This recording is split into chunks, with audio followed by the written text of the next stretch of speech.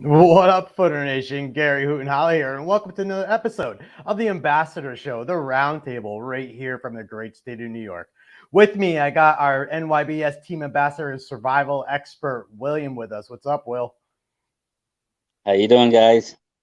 Oh, I'm so stoked for the show. This is a totally different type of show. And I think it's super important to talk about. You and I on the backside, the past couple of weeks have been really talking about this stuff. And I really think that, the information that you have and the skill set you have, which is impeccable, to help people out into the woods, but not just into the woods, with home survival, urban survival, getting ready for all these different things that have been happening around our world. And even on a smaller, I mean, look at here in New York alone. So these skills that we're going to talk about tonight and you're going to teach it's super important for everybody. Yeah. Well, today's topic we're going to talk about is basic. Start from the beginning is basic prepping. Why do we prep? And one of the reasons we prep is not only to prepare ourselves for emergencies, but also as part of way of life back in the 1800s. It was a way of life back for our ancestors and even the elders today.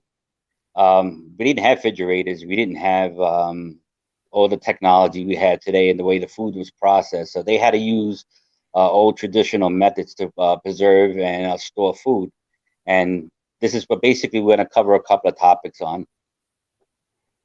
So NYBS Nation, Footer Nation. I mean, what we're going to talk about tonight is not so much Bigfoot. All right.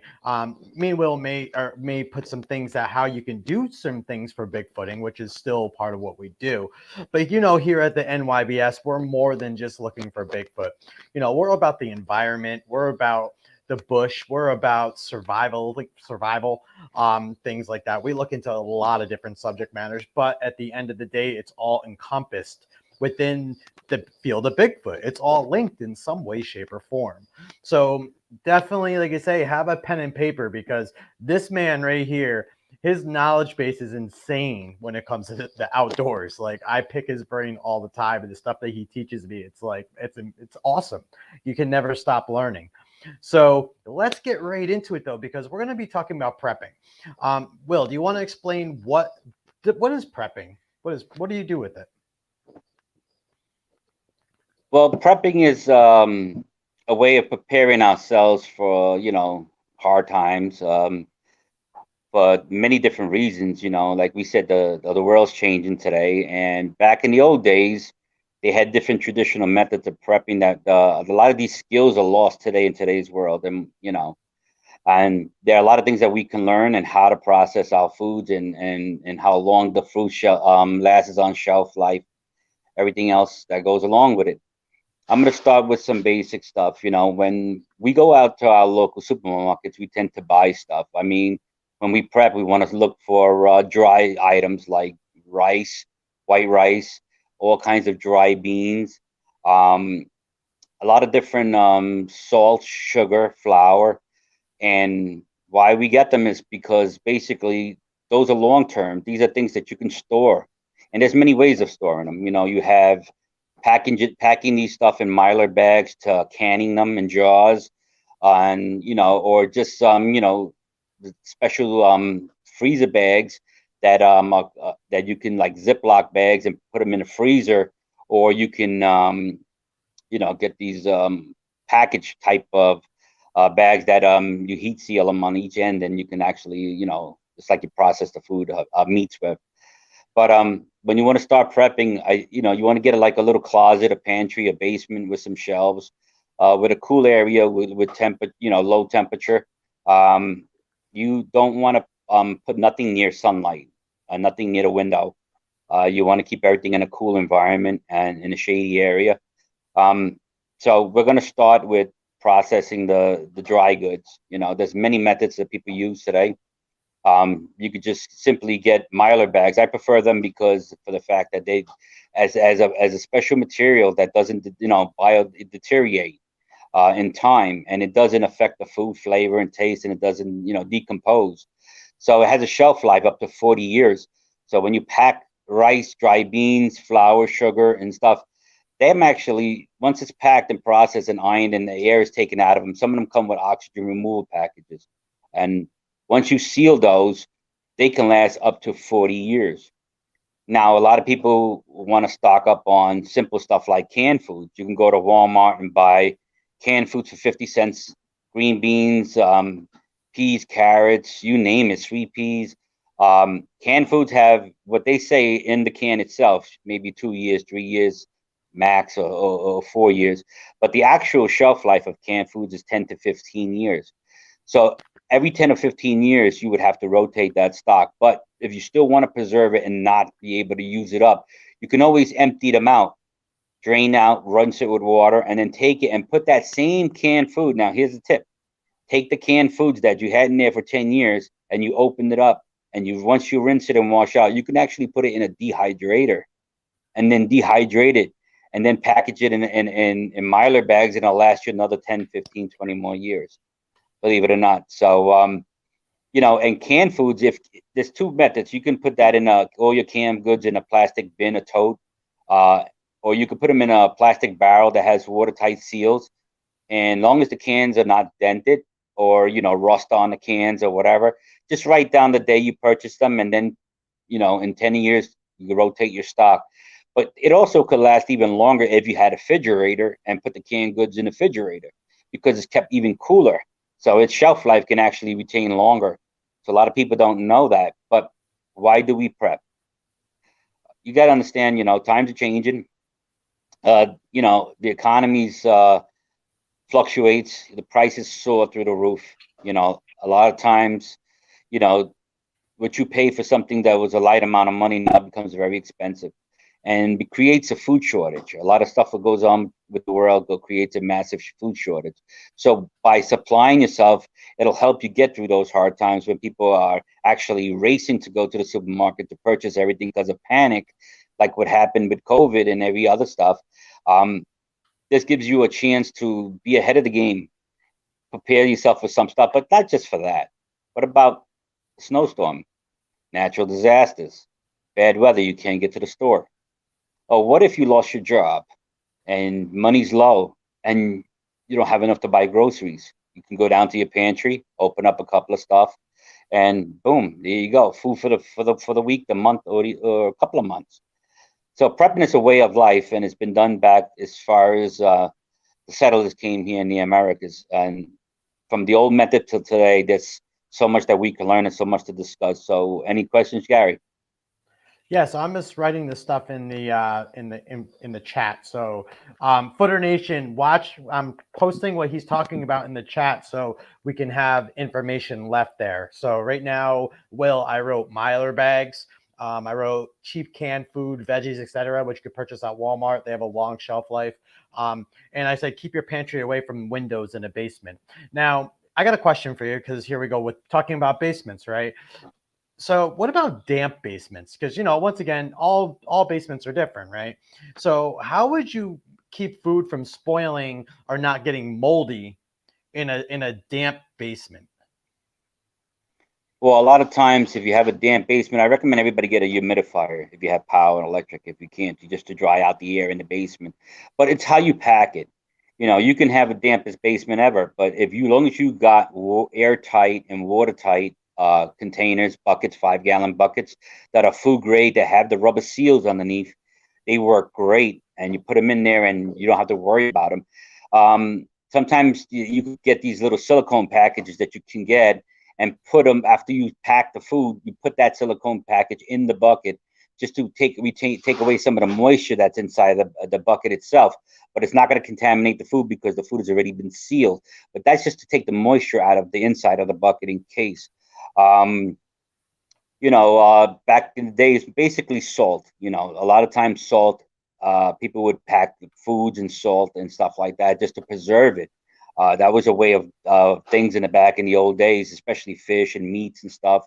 Uh, Same thing similar to that of jarring. When you take your mason jars and you boil them and you wash them, and then you take your rice and stuff and you put it in the mason jar after you put the jar in the oven at 360 degrees, and that jar is nice and hot, and then you fill it up and then you seal your tops.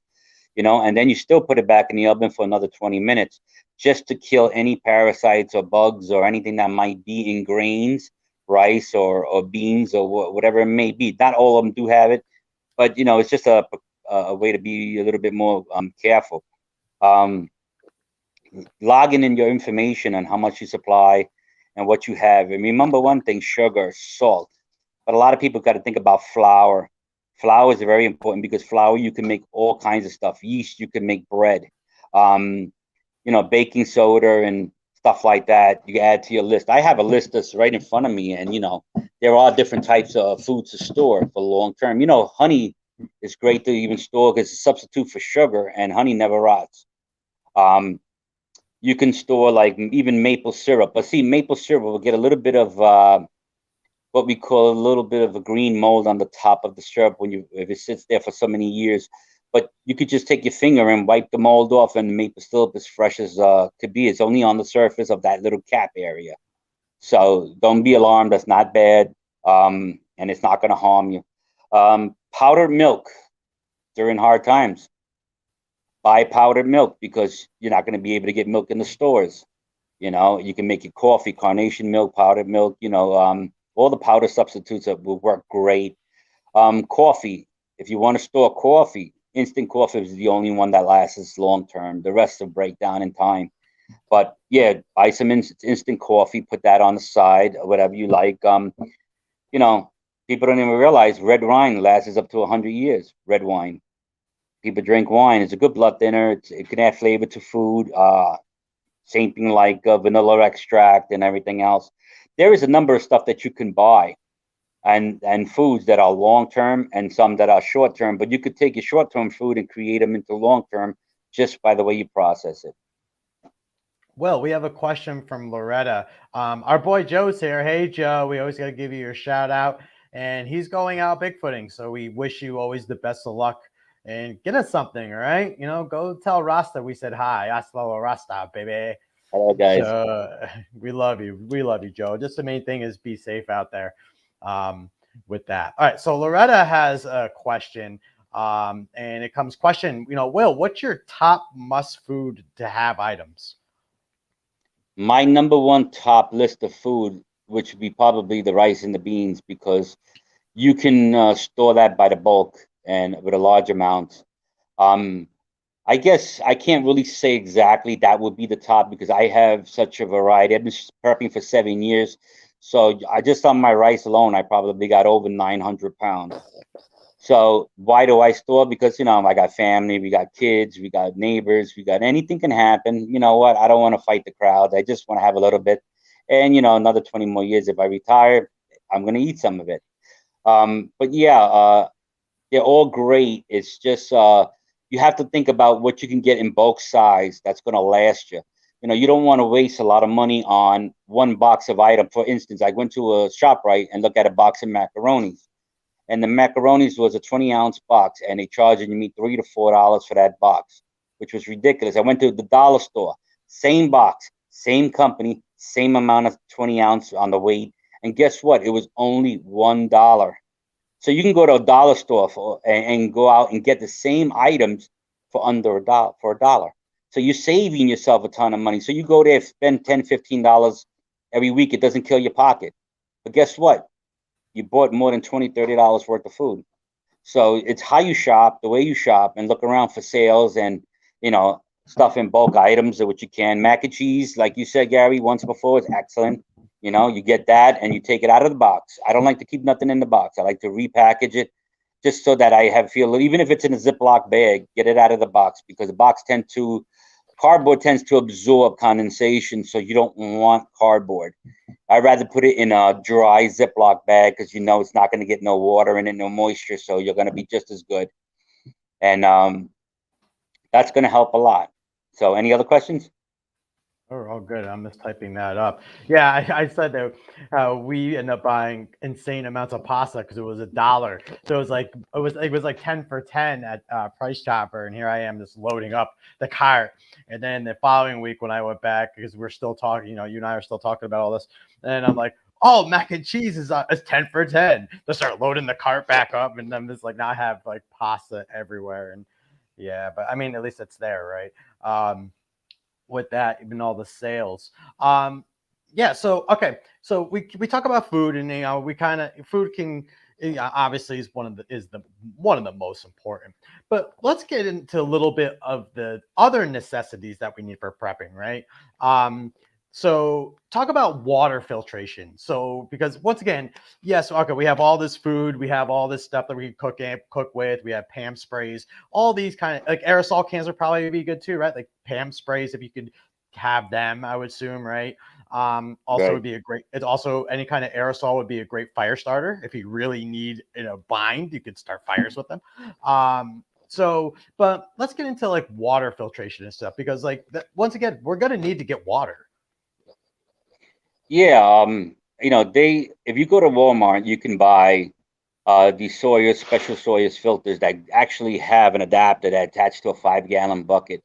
In an emergency use, you can go to your local lake, pond, or whatever and gather water and screen it out and then fill it up into this bucket. And from the bucket, you can gravity feed it through this filter into another container, and there's your fresh water, saving fresh water. And when you do get water, if you want to store it at the house, you can buy or get yourself all the Poland Spring bottles, the big jugs that they put in the water fountains that you flip it upside down and drop it in. You could take those, save the caps, refill them up with water, add a certain amount of drop of bleach in there just to keep any bacteria from growing. If you can close it up and tape it, and you have water for long-term storage. The water never goes bad. The only time water goes bad and gets stagnant if and retains bacteria if the jug itself is not thoroughly cleaned and you did not treat the water a little bit. So, my advice, is to treat it, store it, because you never know. Yeah, I store water. I'm just going to stand up and just walk a little bit. I'm going to try to turn to show you a couple of jugs. It's going to be a little dark here, but I'll give you an idea. So when I turn the camera, you'll see all these barrels of water already stored. So I store a ton of water for a couple of reasons. You lose power in your house. How are you going to flush it? Toilet bowl. How are you going to get drinking water for your pets or for yourself if the electricity out and the well pump's not working? Other than the filtration systems that you buy, from water straws to the 5 gallon bucket of filtration systems or any different type of systems that you can create, you still need to store water. In the wintertime, water freezes. So by keeping them in the basement, these big jugs, you have extra water, like backup, and I used to fill up little containers, put them by the bathroom. So every winter we get this big blizzard storm. I lost power for a few days. I guess I'm able to utilize it for washing your hands, to brushing your teeth, to using it for the toilet, anything that's possible that we can utilize it for, even for cooking. Yeah, and that's super important. And for Footer Nation, for a lot of the hikers out there, people like to enjoy woods, Sawyer does make a great product as far as water filtration. I highly recommend it. I use it myself. They have what's called the Sawyer Squeeze that you can buy at Walmart or on any kind of hiking REI or Eastern Mountain Sports or things like that. But the Sawyer Squeeze, it just basically you fill up your you fill up your water like the water bottle sizes, so regular water bottle that you would get in the store, and it screws right on the top like a soda bottle, and you can just fill up in the stream, screw it on, and you can drink right from the filter itself. It's great, and it's super easy to clean. You can backwash it, and that's it. It's done. So, and that thing works wonders. So I highly do recommend Sawyer products. That's the one that I've always never had problems with. I've had the more expensive ones, and they don't seem to be as good, and you spend a lot more money on them. But Sawyer seems to be one of the mainstays in water filtration. So, I recommend them all. Life Straw Sawyers, they're all great. They all work great. It's a must thing to have, especially when it comes to survival, or if in case, like I said, you lost power and there's no water in your, you have to retrieve water from some point. You need that. Get yourself a nice water bladder, even if you're hiking. And then you could connect the Sawyers to the same tube that you bite on while you're drinking to filter the water that's from your bladder itself. You can actually connect that to that. I have a bladder that's a 20-liter bladder that I can fill 5 or 6 people, hikers or bladders, all at one time. It's like a big backpack carrying water. It's a little crazy, but we use that when we have like a group of people hiking or camping or whatever it may be to carry. It's better than carrying tons and tons of bottled water or whatever. So, it's a lot easier, and it makes it more sufficient for yourself. But like in prepping, whether you make a pantry in your basement, canning, storing canned foods or whatever, every little thing you can get it, utilize it, save it, because you never know what's going to happen tomorrow. It's not that you're crazy. It's not that you're wasting money, because eventually you can eat it. But it helps you. It helps the community. It helps your family. It eases a lot of stress when money is low. It's just a way of life. I have chickens. I use this as an example. I have 18 chickens at home. I get 365 eggs a month. I bring 8 or 9 cartons to the city and sell them. But I also pickle my eggs. I also save eggs. And I also learn different traditions of preserving those eggs. And I'll give you an example. When a chicken actually lays an egg, it has a bloom over the egg. So once that chicken lays the egg, you can take that egg and actually put it on your counter for up to 2 to 3, 4 weeks, up to 5 weeks, and the egg will not spoil because of that bloom. That bloom protects the egg from bacteria entering it, and oxygen and everything else. Back in the old days, in the 1800s, they used to take a 5-gallon bucket with salt and wood ash and bury the eggs, and the eggs would actually last up to 18 months. So after the 18 months, they were able to retrieve these eggs from this bucket and actually eat them. And the eggs as fresh as the day they were picked. So the old traditional ways of back in the 1800s and to today, is those methods are kind of lost with time. So you can learn a lot, and that's some of the methods that you could do. And believe it or not, with the 18 chickens, I never had to buy eggs in the past 2 years that we had them, and we saved a lot of money, and you make quite a bit of money. They pay for their own feed. So being self-sufficient is probably one of the best things people should practice in today's modern times. Now, and can you do anything like that with like regular eggs, or does it have to be those chicken eggs? So now, because not everybody has chickens, so is there another way to preserve eggs other than pickling? Yeah, because when you pickle the eggs and you put them in vinegar water, and there's many different ways of pickling. The eggs actually, especially lime water. So the tradition with the lime water type pickling is basically to keep the eggs submerged under the lime water, and they will last up to 8, 9, 10 months with no problem. Up to a year. It all depends on the temperature range where you keep it. And that's why I suggest keeping them in a cold storage, in a root cellar or basement or something. And when they're in the drawers and you submerge them, they're just as good, ready to eat as soon as you open them. How do you check if your eggs are bad? Simple. When you pick the eggs out of a chicken, put them in a bowl of water if you're going to wash them. If the eggs float, they're no good. Okay, I'm just writing that down. Any more questions? On 1 second, they float.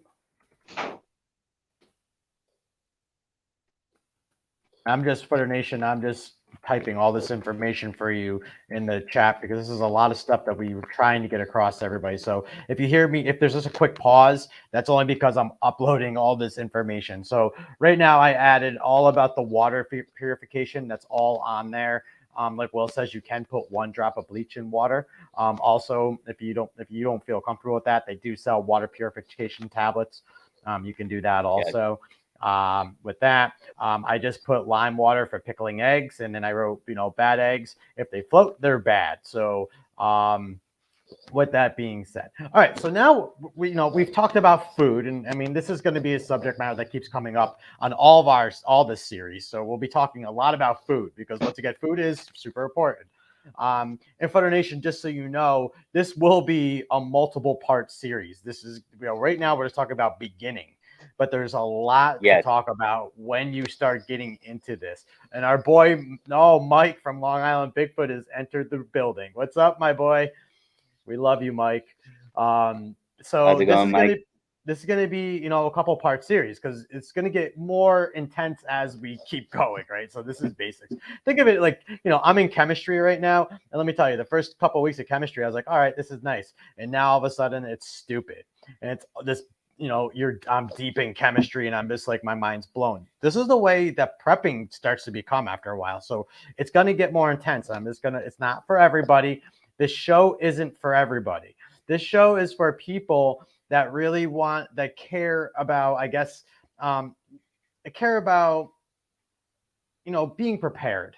Okay. Care about, what might happen, if something goes to shit, basically. And you're prepared. And Will's the man to tell all that. All right. Well, so we talked. Hey, John, what's going on? So we talked about food. Now, what other things outside of the realm of food? So we talked about food. Now we have our water supply. Okay. So we have our jugs of water. Now, what's next? So now we have our food, we have our water. Now we must also think about our gear and clothing as part of survival and prepping. Many preppers don't realize it's not just about food, but it's also about what we have at home. So here's a thing, socks, wool socks, wool blankets in case of the wintertime it gets cold, extra shirts, how you package in your backpack and pack it. It's another topic, as well as what you store at home. If you're in a group affiliated with a group, donations of socks and T-shirts and hats and pants and everything comes in handy, especially sweatshirts and sweatpants. For during these times, especially like in churches back in the days, everybody donated to the churches to help the community. You can do the same thing with your group or even with your community. Prepping is just preparing for everything. And why we brought it on this page is not just because this is a Bigfoot page, but it's also an outdoor page. We care about the environment. We clean the woods. We talk about safety. We talk about prepping. We talk about every topic that you could think of that pertains to the great outdoors, to your home.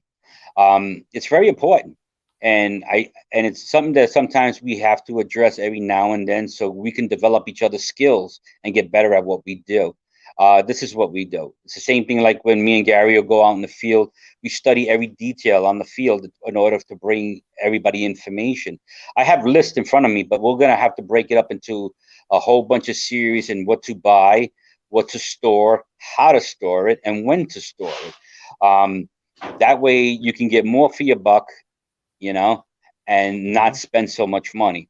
At the same time, you're better prepared on having the right stuff and the right ingredients to make the proper type of foods that you need to eat. There is long-term foods that you can actually grow, like Pinnacle. And back in the old days, Pinnacle was a survival food. You made a bunch of it and it lasted months in your bag, and you eat it as you need it for protein. How much protein in the next topics we'll bring up in the future is, if we had to eat our rations for our family, how much do we eat per day? We would have to eat a certain amount of calories per person. We can't eat ourselves to death and waste it at a fast, alarming rate. We need to stretch it out during these hard times, just like they did in the wintertime. And like I said, back in the old days, and the backwoodsmen, they had to eat very, very little. They had to dry, preserve salt, most of their stuff. So if we could learn that old school method, it'll help us in the future in case things really get to a point where we become compromised. We run out of food. We run out of certain sources. We might have to look for a substitute. That's why we talk about bushcraft. That's why we talk about everything in this group page, because one thing leads to another, but it has an answer to help each other during that situation. Yeah, and that's the thing. And I'm so glad you brought that up, because literally everything we talk about in Bigfoot is linked to what we're talking about now. Because, like Will just said, especially our team, we're out in the bush. We're not on nature trails. We literally are off the beaten path out into the woods. Okay. Where it's very easy to get lost real quick. All right. And you got to know these type of bushcraft skills, because God forbid you don't, something could happen. A lot of you who watch us in the past, I'm a very gear driven person. I'm all about gear. Like my buddy Mike, my brother from another mother from Long Island Bigfoot, makes fun of me all the time on Facebook because I'm like, I need to buy this. And he goes, oh, look what Gary's going to buy this now, and stuff like that. So, it's very, very important to have the understanding of all this. So, It's all linked. It's literally all linked. Tracking, bushcraft, Bigfoot research, being in the backcountry. God forbid if you need something and something goes awry when you're back there. It is true, Mike. It's true. It is. I'm the first one to tell you. So I love my gear. I love my gear. So anyway, all right. Well, so now we have all this stuff, right? And we've talked about, how we pack it a little bit, but we haven't really, we'll get into that stuff in another, because like you say, there's a time of year to do this. There's all this stuff that really goes into this art, because really what it is an art, right? And how to do this stuff.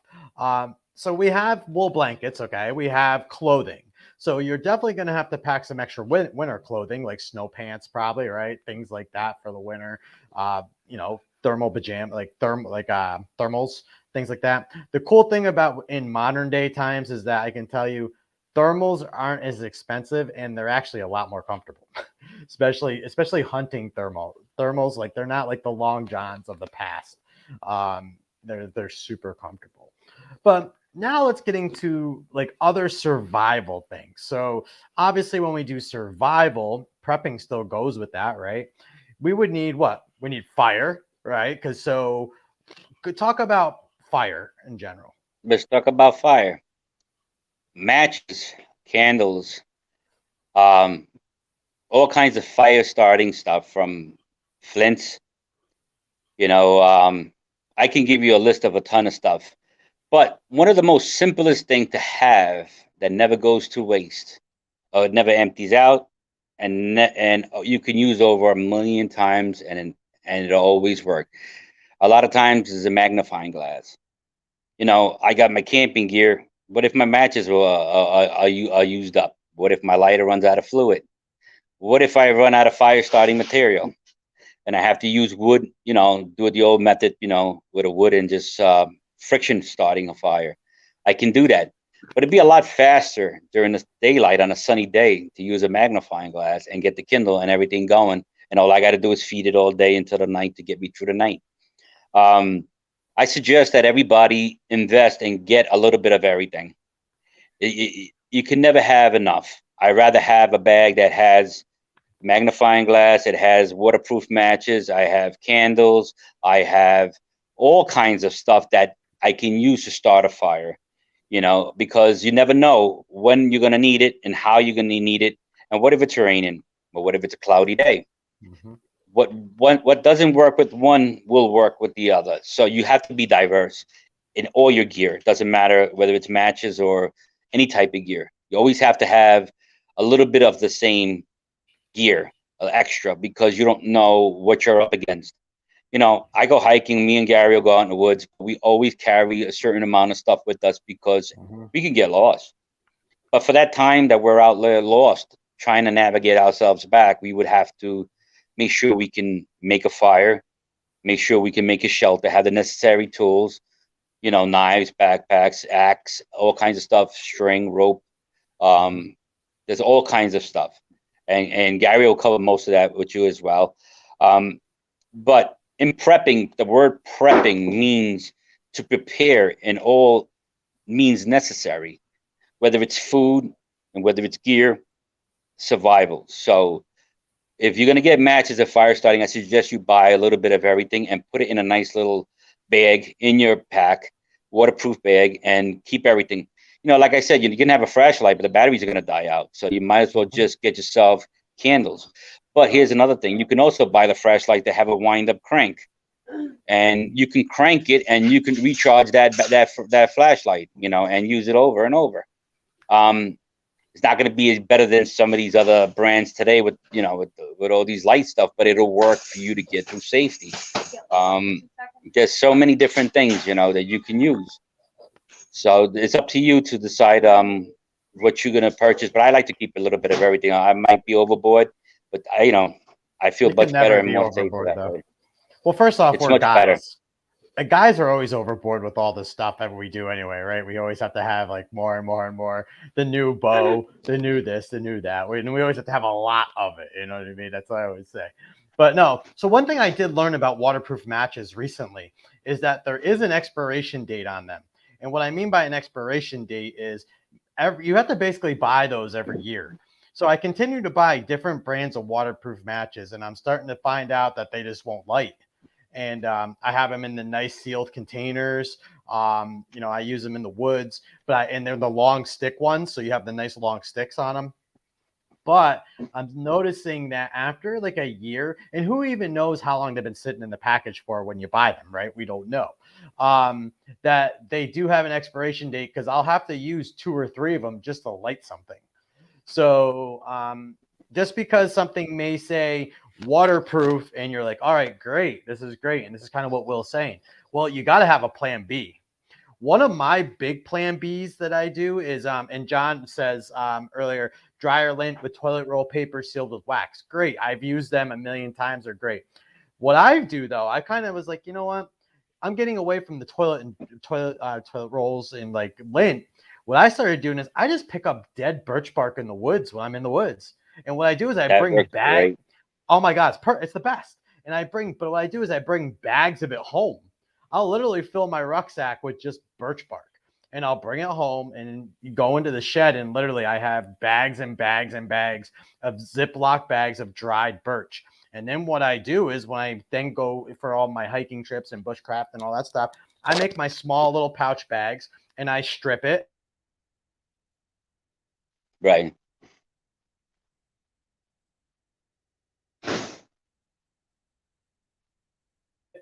That's the straight oil. Another real good thing that you can use is this. There's birch bark, especially in New York. It's all over the ground everywhere. We don't have to destroy the trees because once again, as an environmentalist, I'm really against pulling, birch and stuff off a live tree. You can also walk around in the woods and find old dead pine trees, and then you could go down by the base of the trunk of the tree on the limbs, and you can cut yourself some nice fresh flatwood. That's how flatwood is found. It's using old pine cedar trees, basically. I like to use, and then you get your flatwood, you strip pieces of it, and it's very flammable because of the sap that's inside the bark. Like you said, birch and white oaks and stuff like that, when they start peeling on the bark, it's almost brittle like paper, makes excellent flammable material. Your dryer lint is probably just as excellent. I always pack a little bag of dryer lint from the dryer because that works excellent. I also keep a little tiny container of gunpowder. The reason for that is that if I need to sprinkle a little bit of powder and the spark, poof, it lights up real quick. Sometimes you want to get that fire going quick, especially if the ground and something's wet. It depends on the situation and where you're at and how you get it. But, gathering flammable materials, it would always help, and it works great. Sometimes taking a simple battery, you take a little square battery and you take some tin foil and you touch it on the ends, and as soon as the middle of the tin foil gets hot, it catches on fire. Especially, I save the foil from the bubble gum because it contains paper in it, foil, and I use that and touch 2 ends of it on a battery, and when it ignites, it actually stays lit, and you'll be able to start a fire just using a regular battery. And that's the thing, and we're talking. All right, so let's talk about batteries because you kind of hit on it before. And brother Mike is like the army overpairs too, so it must be a good idea, right? And it's true. Like military is always. They're always overpaired. Now, one thing that we have to stress, and this is something that no one really talks about.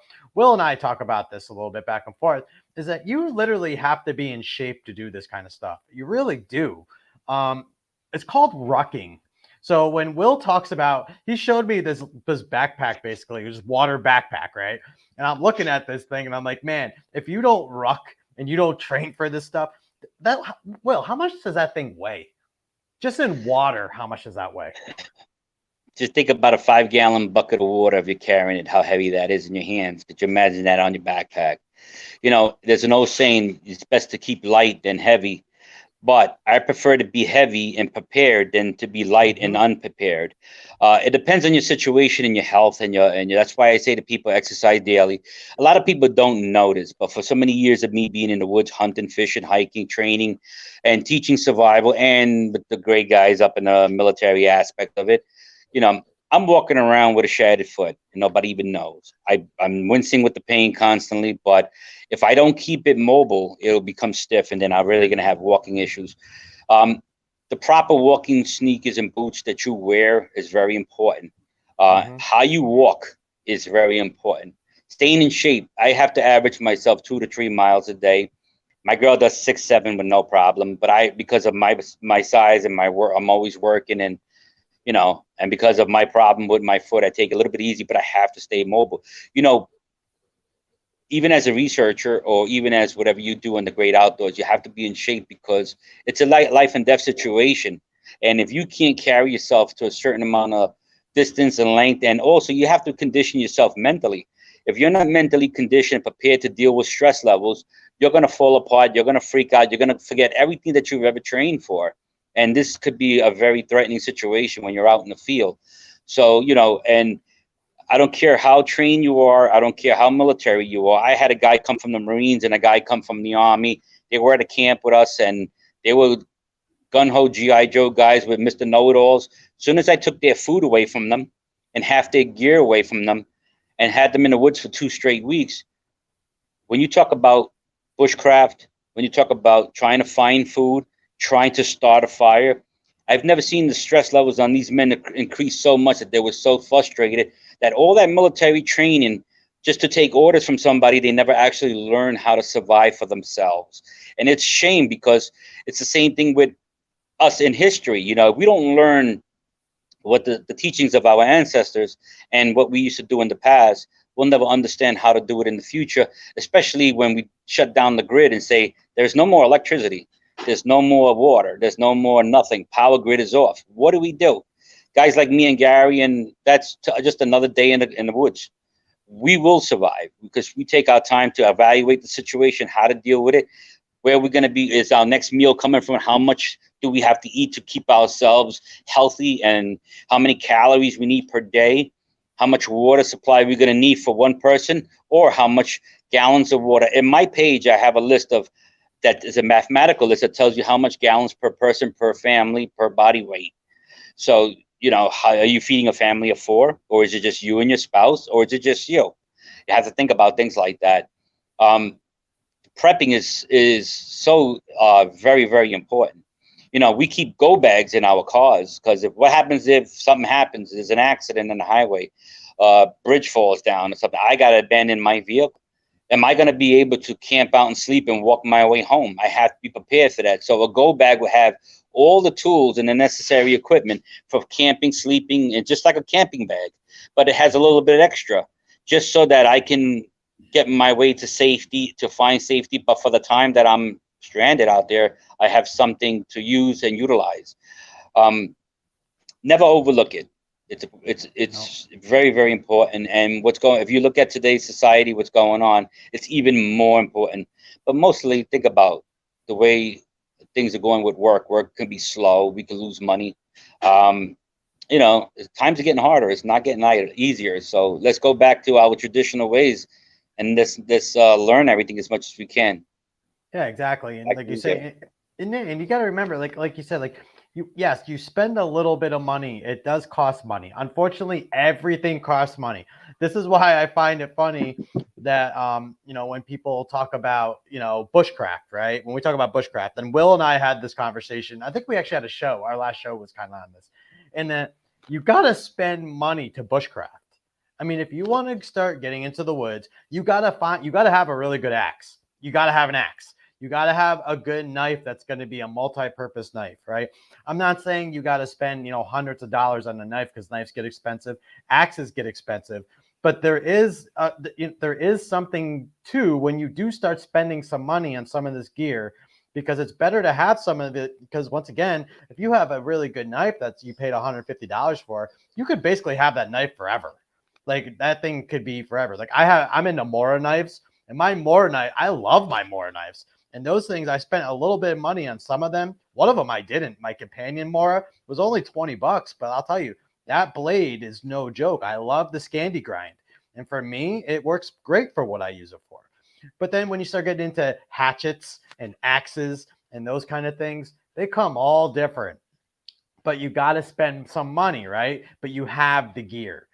Prepping is basically the same. And the difference is, I think I told Will last week how all of a sudden, I went grocery shopping one day and my bill was almost $100 more. And I was like, what the fuck? But then when you start dissecting everything that you buy for prepping, I basically, spent an extra $100 because all that food is now getting stored. And like Will said, and he says, well, you know what, you can use it, like you just rotate it so you have it, and then you just rotate it again. So if you think about it from that perspective, we don't, not all of us make a lot of money. I mean, we make enough money to survive, right? A lot of us. But when you look at it from just a little bit at a time, a little bit at a time, a little bit at a time, even if it's just like one thing, like you go to Walmart, right? So when we go to Walmart, we're only going to buy one thing and we leave there with like 17 things, right? That's the beauty of Walmart. Not really. It's nothing beautiful about it. But if you just go to Walmart and you pick up, say, like a 5-pack of Bic lighters, and then you just put them away. Well, now you don't have to worry about having a lighter. You know what I mean? Because you have lighters now and you get like a 5-pack. And then when you start really learning bushcraft and you start learning prepping, those little devices in there, even though there's no lighter fluid in that lighter, you could still start fires. You could still start fires. It still sparks, right? That's right.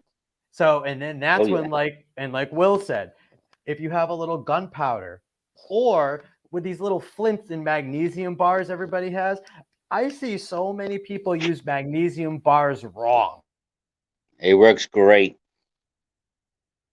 The rods work excellent all the time. The magnesium, and it's just got to practice. I mean, I gave people the rod and I let them run it down with a knife, and you didn't get a spark. But then if you learn how to stroke it the right way, you can get a ton of spark.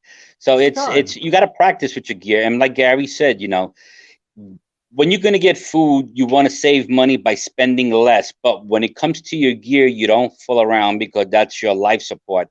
The gear is what's going to keep you going. You don't want a cheap blade or hatchet or knife that once you whack it with a hammer one time, it's going to snap in half. You don't want garbage. The worst thing that could be catastrophic to a survivalist is not having the right equipment and stuff that is built to last. Just because a knife looks fancy or something looks really nice doesn't necessarily mean it's better. You have to test the quality of the steel. You have to test the quality of your equipment, and you have to, and think about, even the clothes you wear. Like we talked about climate. What are you going to wear when it's 8 below zero compared to that if you're going to wear in the summer? How do you deal with the bugs and the mosquitoes? There's millions of ways to keep them, from insect repellents. But what if you don't have insect repellents? Do you know what plants that you can rub on your skin to get those bugs away? Do you know that your actual ash from your wood stove or your ash from your campsite, if you just take it and you wipe it around your face and camo your face, they stay away from your face because of the sulfur contents within the ash? Do you know that wearing a bandana for your forehead, collecting your perspiration from coming down your face, also prevents the gnats and everything and the mosquitoes and the bugs from going in your eyes, because they're drawn to the fluid. So by you catching that fluid above your eyelid, you're preventing yourself from being blind, and not only from the salt from your sweat, but from all the gnats and the critters and the chiggers and everything that wants to go in there, because they're looking for something to drink. So it's the same thing. Bugs can be a real pain in the ass. And let's not forget our first aid kit. And Gary has a great kit. He showed us in the last videos. I have tons of kits, to boxes, to you name it, but I always keep your first aid kit. Is very, very important, especially in the field. Can you add to that, Gary? Yeah, I mean, first aid is huge, and they all come different shape sizes. And Will has a huge one, a whole backpack. I carry a very intense one every time I go hiking. I literally keep adding to the damn thing because something happens, and then you're like, oh well, now I need this. First aid kits, though, I stress it all the time, and I'll put it. Actually, you know what? I'll stress it again since we're talking about it. After the show, I want you to write a note. Everybody that's on here, please just go check your first aid kits in your rucksacks. Please, because there's expired shit in there. Their batteries may be dead from last year because you didn't change them, and now they've been sitting in the cold. I have a bug out bag and a hiking. I got bags and palm bags. My rucks, I got rucks and rucks and rucks. I have a ruck for everything. So you know, you keep your rucks in your car, but if you have batteries in there, the heat, humidity, all the temperatures, they affect those batteries and the power you're going to get out of those batteries, right? So make sure to constantly change those batteries, especially are super easy to recycle Yes. because we use so many of them. Normally, what I'll do is I'll take them out of my bag twice a year and recycle them and just put them in the house. And then I'll buy another pack at like Walmart and just restack them in my bag.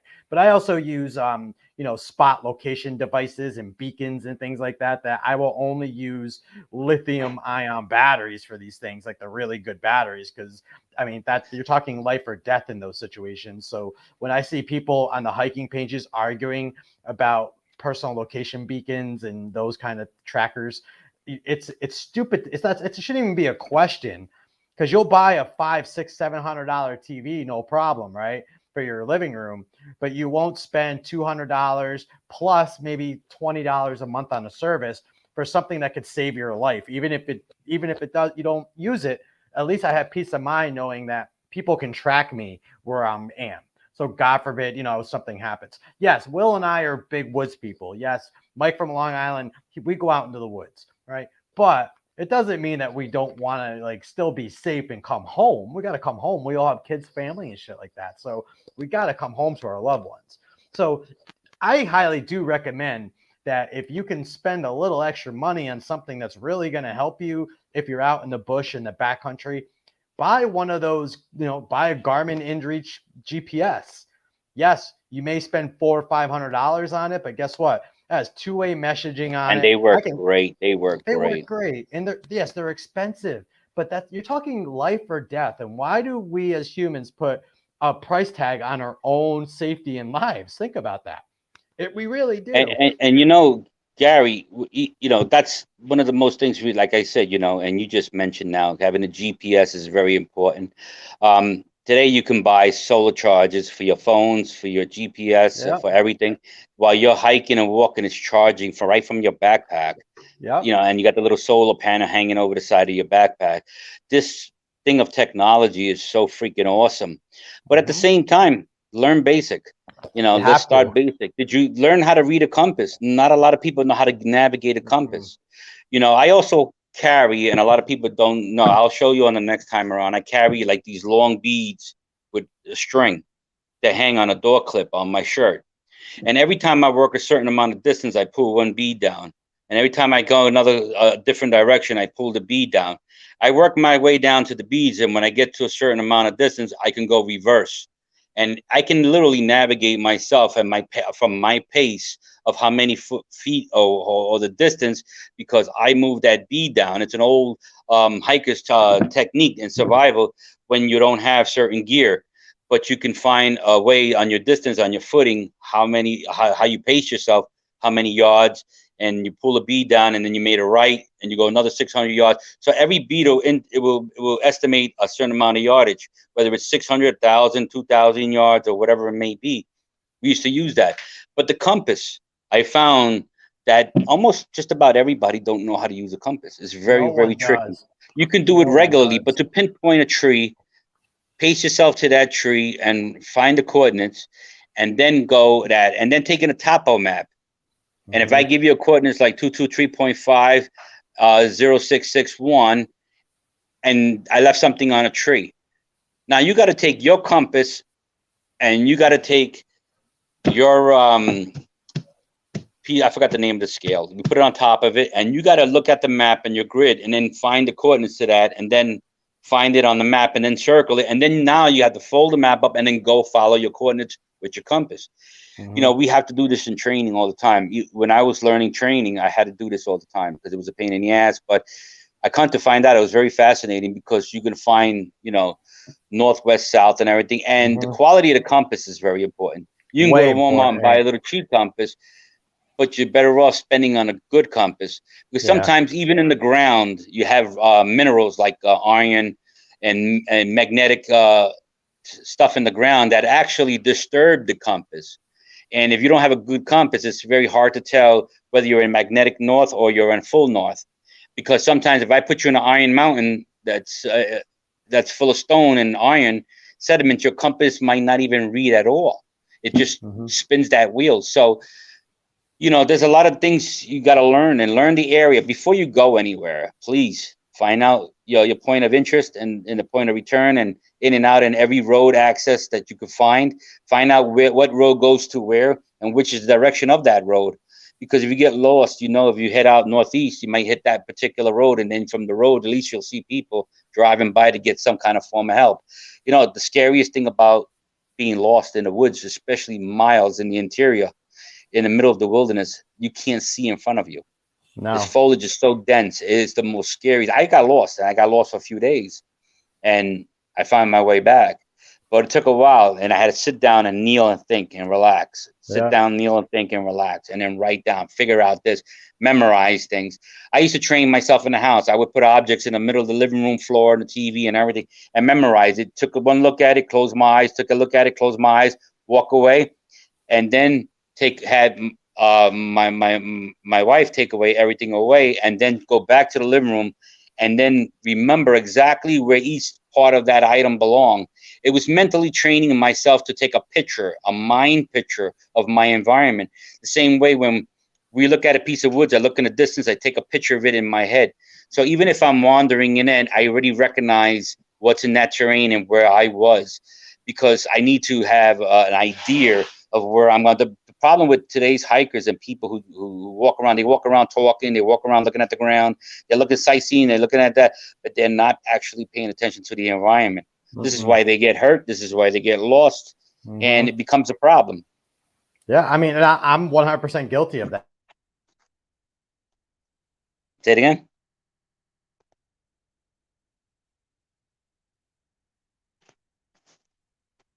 Literally, just go hiking, right? So you know where you are. I mean, the New York trail system is great. So if you're staying on trail systems and you kind of know where you are, you're okay. But you have to still have a map, and you really got to do your research before you even hit that trail.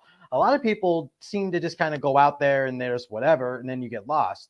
Because 90% of hiking is what, Will? You're looking on the ground, trying not to kill yourself, going up a mountain, right? And then you're actually not really even looking around what you're doing. Looking up while hiking is actually a learned ability. Like you got to train yourself to do that. Where you're actually walking and you feel comfortable enough in the woods that you're climbing mountains and things where you're not just staring at the ground almost 90% of the time until you get to the summit. And then you're like, oh, this is great, beautiful, I'm up here. And then you're up there for 15 minutes, sometimes even 5. Rachel and I have been up there for literally, we hiked Mount Marcy. It was freezing in the middle of November. And it was so windy. It was like probably like 60-mile-an-hour winds up there.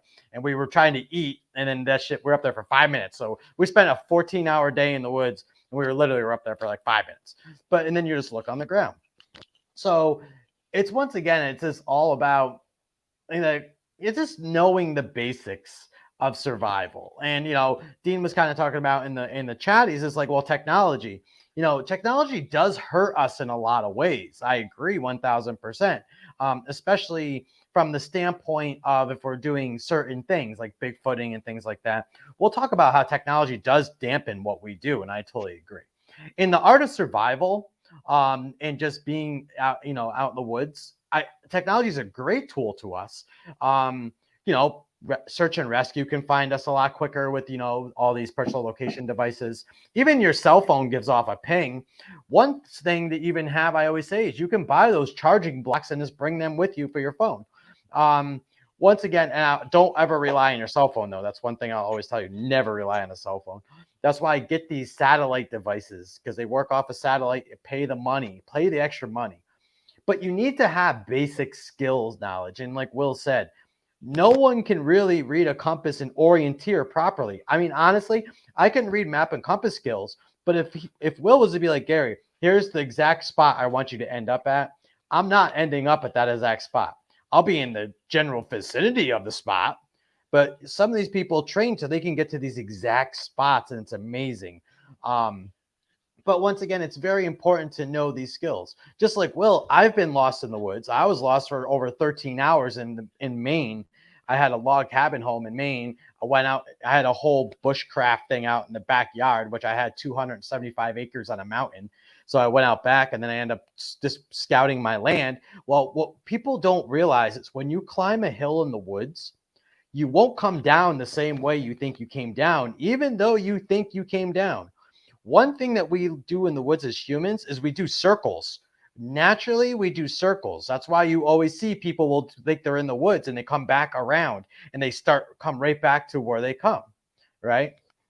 So once again, you end up doing a lot of circles in the bush, and then you get lost, and then you panic. And like Will said, you have to try to gather yourself, try not to panic. You know what I end up doing is I'm like, I found a deer trap, and once I started finding the deer trails and where the deer were going, I'm like, deer will always bring you to a road or a field or something. Deer, follow the deer paths; they're gonna bring you somewhere. And sure enough, I followed a deer path, and I end up popping out miles down the road in this guy's backyard. But once again, that takes skills and knowledge to understand those things. I also had a bear back there too that I came across when I was during that shit show. But basic skills and knowledge are very important. We'll talk about in the next show how to pack a rucksack, a bug out bag. Okay, because once again, now we're getting into these things a little bit deeper. Bug out bag that's your baby. Everything you put in that bag has to have meaning and what it's going to do for you wherever you do, right, Will? So the next show we'll get really into bug out bags, because it next to food, like we covered some food and stuff like today, we covered water, but now isn't like your bug out bag is your next best friend. Yes, it's very important. You have to have a bug out bag because sometimes in a very dire situation and you got to get up and go, there's no time to pack. You can't remember everything to bring. So it's better to prepare a bag with everything that you could possibly think of and have it ready at all times hanging. So now you don't have, it takes all the guesswork out, it takes all the stress out, and you just grab it and you go. You always have to have a bug out bag in case of an emergency, whether it's, a natural disaster, whether it's a community response emergency, or if shit really hits the fan. You got kids, you got family, you got yourself. You got to think about how to survive and how to save your life and protect yourself. This topic is going to go into a lot of different topics. Today was just small talk, but we will give a list and I send it to Gary. Gary will post it on the page of all the foods that are long-term, short-term, and how to prepare it and what's to use. So that way you guys can just simply copy it off the page, because it's hard to explain it here with everything because we got so much to cover. But he'll put that list out and then, start prepping. But seriously, there's an old saying, fail to prepare, prepare to fail. So you want to be one step ahead of the game. It's not that you're crazy. Look what happened when the COVID hit and the country shut down. My family was laughing at me many years ago and saying, "Oh, you're like Mr. Apocalypse. You're a survivor guy. You're nuts." They thought I was crazy. But when they couldn't get food in the supermarkets, my mother called me crying. She's like, "The supermarkets are empty. I don't know what to do." She can't hardly walk. My mom's is very old and feeble. My daughter and my grandson, I was worried about. She called me. She was hysterical. She goes, "Dad, I don't know what to do. I got money, but there's nothing, no food, no nothing." I says, "Don't worry, guys. Remember what they used to call me?" I told my mother, "You remember what you used to call me?" She goes, "Yeah, the family used to laugh at you, call you Mr. Apocalypse." I says, "I'll be there in 15 minutes. 200 pounds of food for my daughter, 200 pounds of food for my mother. Okay, I bought, and that didn't even scratch the surface of what I have. Why? Because I always thought ahead of the future, and I've always thought about protecting my family and our children. The saddest, sickest feeling is to watch your kids and your family suffer. Even during hard times, what if my daughter lost her job and had no food? What if my mother can't walk anymore and can't get food? Someone has to step up to the plate. You have to step up to the plate for yourself. It's being responsible. It's being smart, and you're actually saving yourself a ton of money. And as a survival expert, yeah, I practice surviving because that's what I'm into. I'm an outdoorsman. I'm a hunter, fisher, trapper, and I do all kinds. I've also took search and rescue. I'm certified for search and rescue. I took a 3-day course sleeping, 3 days straight of training nonstop all day long with different groups that came from Florida, from you name it, all type of groups. We all converted into one area and we trained, and then I had to get certified. I was at 9/11 in the search and relief efforts in 9/11 when the building towers collapsed. I was there digging through the rubble. A lot of people got sick, and the reason why I didn't get sick, because everybody was laughing at me because I brought my Israeli gas masks with me and put them on. But I did this because I needed to learn something on to protecting, helping everybody, my family, my community. Even if we go squatcher, what if one of our buddies gets hurt? We need to know how to address the situation and how to help them and save them and evaluate them, get them to safety.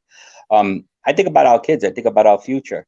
You know, we're not getting any younger and older, but especially when you have children. I'm an old guy. I can take my bumps and bruises, but I worry about, you know, moms, the kids. I worry about the old lady down the road. I worry about the, you know, all the elderly. I worry about people who don't have much. Help them. Don't push them away. Share. Uh, During the prepping, we'll talk later on also what we can use as a bartering system. Sometimes some other prepper might have something you might need, and you guys can barter with each other, whether you're trading liquor, coffee, beans, or anything. Learning the barter system to, you know, trade when the money is no value. Look what happened in Venezuela and other countries. So we learned from these things in the past, and we hope to share it with you guys here on Footer Nation, because Bigfoot is also surviving because we're putting ourselves out there in jeopardy on the line to search for the truth. At the same time, we're sharing experience, training each other, and we sharing our skills with each other. We camping out, we're feeding each other. We become a family, a bond, and this is what's so important.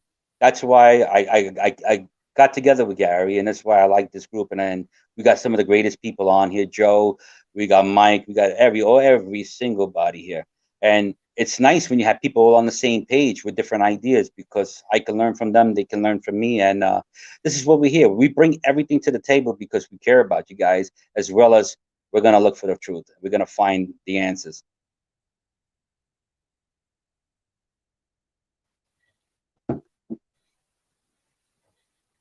All right. I just had a little lag here with stupid internet. All right, Footer Nation. So, oh, and by the way, Will, John just said thank you for your 9/11, search stuff. That's amazing. That's an amazing story. So, and Loretta says she's moving next door to you now because you are the prepper master. So, but all right, Footer Nation, we are done here. We thank you so much for tuning in.